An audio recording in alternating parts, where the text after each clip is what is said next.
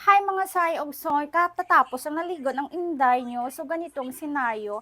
Alam nyo, simula nang umuwi ako dito sa Pinas, lagi na ako pumupunta sa beach. Nag-beach na yung inday nyo, nagpakigol na yung inday nyo kasi kailangan ko, ang dami ko kasing mga free sample ng mga swimsuit na dumating at kailangan ko dyan i-photoshoot or gagawa ng video. Tapos hindi talaga maiwasan na hindi tayo magka-sunburn kasi sobrang init pa naman dito sa Pilipinas. Kahit naka-SPA 50+++ na yung sunblock mo, ganun pa rin, hindi maiwasan na masusunog talaga yung balat mo.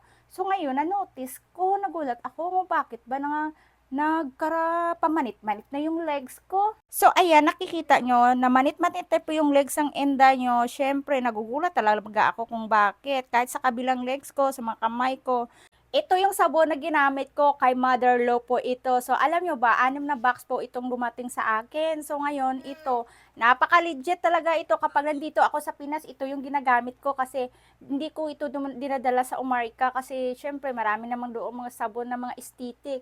So, guys, napakaganda at napaka-legit talaga. Kung gusto nyo tong subukan, available po sa aking Yellow Basket at pack na pack at swak na swak talaga. Napakaganda yan kasi parang siyang ang bango-bango niya at ang lambot-lambot niya. So, ayan.